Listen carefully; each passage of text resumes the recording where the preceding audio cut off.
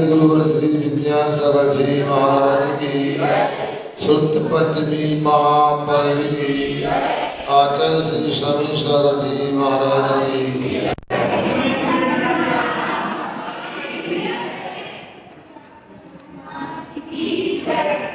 उपस्थित महानुभावों महत्वपूर्ण दिवस है।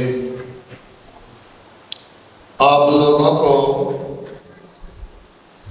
आज जगनाड़ी की आराधना कैसे होती है ये समझने का विषय है। यहाँ पर आचार्य दरसेन स्वामी महाराज को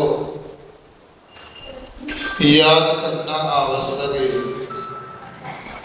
यूं तो महावीर स्वामी के मोक्ष गए 500 केवली हुए। वह जो शुद्ध केवली थे उनका नाम नंदी मित्र अपराजित गोवर्धन और भद्रबाहु। इन्हें 500 केवलियों के बाद में बहुत सारे आचार्य हुए और धीरे धीरे ज्ञान कम होता गया। यदि थोड़ी भी जानकारी आपके पास में हो 11 अंग और 14 पूर्व होते हैं। जिनके पास में 11 अंग 14 पूर्व का ध्यान होता है वह शुद्ध केवली कहलाते हैं। और समय पाकर के ज्ञान कम होता गया और लगभग महावीर स्वामी को मोक्ष गए 683 वर्ष व्यतीत हो गए। और उस समय गिरनार पर्वत पर आचार्य दरसेन स्वामी गुफा में तपस्या करते थे। उनके लिए निमित्त ज्ञान से ही समझ में आ गया मेरा जीवन जल्दी ही पूर्ण होने वाला है। मेरा जीवन वर्तमान की पर्याय की वजह से जल्दी पूर्ण होने वाला है। मगर चिंता इस बात की थी कि मेरे बाद इस शुद्ध की सिद्धांत की परंपरा को आगे कैसे प्रभावमान करना होगा। यदि हमको आपको पता लग जाए मरण होने वाला है तो अभी से खाना पीना बंद हो जाएगा। क्यों? मरण होने वाला है, चिंता हो जाएगी। जैन मुनियों को मरने की चिंता नहीं होती। यदि उनको चिंता होती है तो एक ही बात की कि आत्मकल्याण कैसे किया जाए, आत्मकल्याण में गति कैसे प्राप्त हो, संसार के संपूर्ण जीवों का कल्याण कैसे हो, इस बात की चिंता मस्त होती है। उनको लगा अभी तक तो इस शास्त्र का ज्ञान कंठस्थ रहा और यहाँ तक आ गया, मगर आगे तो ज्ञानापर्णी कर्म का चौसम और कम होता जाएगा, स्मरण शक्ति और अल्प होती जाएगी, तो भविष्य में जीवों का कल्याण कैसे होगा। इस बात को ध्यान में रखकर उन्होंने समझा, विचार किया और एक वहां पर गिरनार से कुछ दूर एक महिमा नगरी थी। वहां पर अर्धबली आचार्य महाराज का युग प्रतिक्रमण हो रहा था। बहुत सारे मुनिराज आए थे संग में। उन आचार्य महाराज को जिनका नाम अर्धबली था अपनी बात उनको बताई। उन्होंने तीक्ष्ण बुद्धि वाले 2 मुनिराज का चयन किया। एक का नाम नरवाहन था, एक का नाम सुबुद्धि था। ऐसे नरवाहन सुबुद्धि मुनिराज को भेजा और जितने गिरनार पहुंचने वाले थे आचार्य दर्शन स्वामी शयन कर रहे थे। तुम लोग सुन रहे कि सो रहे बताओ है? क्योंकि कुछ लोग इसलिए उठ के चले गए कि उन्हें पता ही नहीं निर्वाणी क्या होती, वो शाम को आएंगे। मगर आपका पुण्य का उदय, जितने लोग यहाँ बैठे पुण्य का उदय नहीं, साध से पुण्य कर्म का उदय। आपको जनमाणी के इतिहास को सुनने का सौभाग्य मिल रहा है।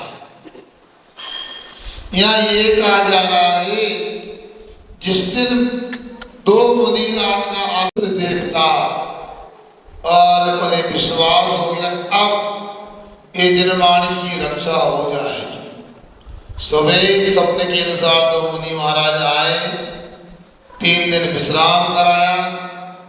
इसके बाद उन्होंने कहा क्या आज्ञा है हमारे लिए, क्योंकि ये व्यवस्था होती है कि आते से ही कोई काम नहीं करवाया जाता, थकान रहती, मार्ग का श्रम होता है। उन दोनों मुनि राजों को उनकी बुद्धि की परीक्षा के बाबत 2 मंत्र दिए और दोनों से कहा भगवान नेमिनाथ स्वामी के सिद्ध स्थान पर 5वीं टोक पर जाकर इसको सिद्ध करना है। फल भी बता दिया, एक मंत्र सिद्ध हो जाएगा तो सर्वांग सुंदर देवियां प्रकट होंगी। दोनों मुनिराज ने 2 दिन के उपवास लेकर के मंत्र आराधना करना प्रारंभ किया। तो वहां पर क्या हुआ एक तो एक अक्षर अधिक होने से वो मंत्र की सिद्धि से एक देवी प्रकट हो गई, मगर बाहर दांत निकला हुआ। दूसरे मुनिराज के मंत्र में अक्षर या एक मात्रा कम होने से एक आंख से कानी देवी प्रकट हो गई। मुनिराज को विश्वास हो गया मंत्र में कहीं ना कहीं व्याकरण की अशुद्धि है। कल छुलगी बोल रहे थे ना, तुम लोगों को व्याकरण वाला पद्धति पढ़ना चाहिए। यदि मंत्र व्याकरण का ज्ञान होगा, छंद का ज्ञान होगा तो पकड़ सकते हो अक्षर मात्रा कम ज्यादा है क्या नहीं। उन्होंने अपने मंत्रों की जांच की और मंत्र को सिद्ध किया, पुनः आराधना की। दोनों सर्वांग सुंदर देवियां उत्पन्न हो गई और उन देवियों ने कहा हमें क्या आदेश है। उन्होंने कहा हमें आपसे कोई प्रयोजन नहीं है, गुरु आज्ञा से हमने मंत्र को सिद्ध किया, आप अपने स्थान पर जाओ, हमने तो हमारा अपना काम किया। उनकी निष्प्रय वीतरागता को लेकर बड़ी प्रसन्न हुई देवियां और उन्होंने नरवाहन जो मुनि महाराज थे उनकी बड़े दांतों की पंक्तियां आगे पीछे थी। आप लोग दांत ठीक कराते हो, तार लगवाते हो, और देवियों ने अपनी शक्ति से उन मुनिराजों की दांतों की पंक्तियां ठीक कर दी और उनका नाम पुनः रखा गया आचार्य पुष्पदंत। और दूसरे मुनिराज थे सुबुद्धि, उनकी भूत जाति के देवों ने पूजन की, मंगल द्रव्यों के माध्यम से उनका नाम रखा भूत बलि। बलि का अर्थ पूजन होता है। ऐसे पुस्तक भूत बलि महाराज को देखा, ये मेरे ज्ञान को आत्मसात करने की क्षमता रखते हैं और जिनवाणी लिपिबद्ध कर सकते हैं। उनको मुनि महाराज ने, दर्शन स्वामी ने संपूर्ण सिद्धांत ग्रंथ का ज्ञान दिया। उस ग्रंथ का नाम था सप्तखंडागम। कौन सा? उसके 6 खंड होते, जीविस्तान, चुल्लक बंद, वेदना, वर्णा, बंधसामित और महाबंध, ये 6 खंड हैं। इनको आचार्य पुस्तक बुद्धवली महाराज ने सौरसनी प्राकृत भाषा में लिपिबद्ध किया। आप लोगों को सटखंडा का ग्रंथ का ज्ञान है कि नहीं बताओ, बोलो ना। आपको प्राकृत भाषा आती कि नहीं आती? बोलो आदि।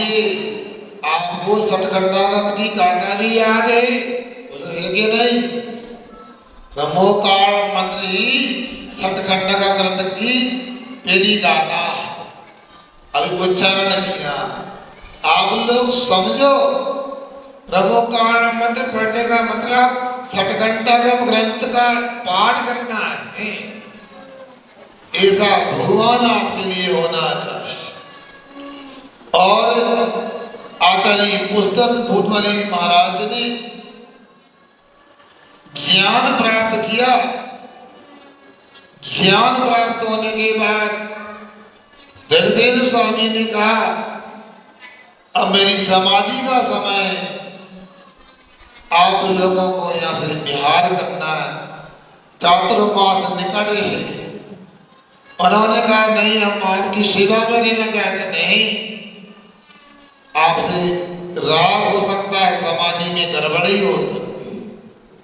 आषाढ़ शुक्ला एकादशी के दिन विहार कराया और वहां से विहार करके अंकलेश्वर में जाके दोनों महाराज ने चातुर्मास सतखंडागम ग्रंथ की रचना। पुस्तक महाराज ने ग्रंथ प्रारंभ किया और भूतबली महाराज ने पूर्ण किया। इसके उपरांत फिर क्या हुआ? फिर शुद्ध पंचमी के दिन वह ग्रंथ पूरी तरह से लिखा गया। जैसे आपके परमान में पिछली बार पंच कल्याणक हुए थे कि भूल गए? हुए थे ना? क्या देखा आप लोगों ने पंच कल्याणक? अरे महाराज क्या बताएं, 5-7 दिन तक रोज नए आइटम भोजनशाला बनते थे। सुबह नाश्ते में अलग, दोपहरी में अलग। एक देखा क्यों अभिषेक कुमार, बाकी भूल गए कौन महाराज आए थे, क्या कार्यक्रम हुआ था, कौन सी क्रियाएं होती, कौन से कल्याण हुए थे। ये क्या है बताओ? तो स्वाध्याय करो, अन्यथा क्या होगा? खाने पीने में जिंदगी निकल जाएगी। किसी ने कहा है अज्ञानी जब मरता है पानी पानी चिल्लाता है, ज्ञानी जब मरता है निर्वाणी चिल्लाता है। इतनी तो आराधना कर लो निर्वाणी मां की कि हम जब भी अंतिम समय में कुछ निकले, ब्रह्मोकार मत निकले, निर्वाणी निकले। इसलिए आप लोगों ने पहली बार से बरमान में जनमाणी महोत्सव मनाया। मनता महावीर जयंती मना दे, दीपावली मना दे, महाराजों का दीक्षा दिवस मना दे, मगर जनवाणी को आप लोग भूल जाते। बिना जनवाणी के ना भगवान समझ में आएंगे, ना बिना जनवाणी के महाराज समझ में आएंगे, ना कोई महाराज बन पाएंगे। समय अपनी गति से जा रहा है। इतना ही कहना चाहता हूँ, सतखंडागम ग्रंथ की रचना की तो उसका जैसे पंच कल्याण का महोत्सव यहाँ ब्रह्मांड में हुआ, उससे भी कई गुने उत्साह से वो नर्मदा नदी का संगम जो है खंपात की खाड़ी भड़ोस, उसके बगल में भाई अंकलेश्वर नगर में पंच कल्याण से भी बढ़ करके निर्वाणी महोत्सव आज के दिन किया गया था। निर्वाणी की महान पूजन की गई थी। ये निर्वाणी माँ मोक्ष को प्राप्त कराने वाली है, संसार के दुखों से जीवों की रक्षा करने वाली है। अभी समय ज्यादा हो जाएगा, आप लोगों से मैं कहूँ दोपहर में आओगे कि नहीं आओगे? एक पंकज भैया 1 बजे का समय कब का दिया है विधान का? इंतजार नहीं करना, कोई भी नहीं आए 1 बजे मंगलाष्टक से प्रारंभ करना, और कोई भी नहीं आएगा तो छुल्लक जी अब 2 महाराज हैं तो वजह ना 3 हो जाएंगे। ये आवश्यकता क्या होगा? ठीक है ना? और दरवाजे पूरे बंद कर दे चारों तरफ से।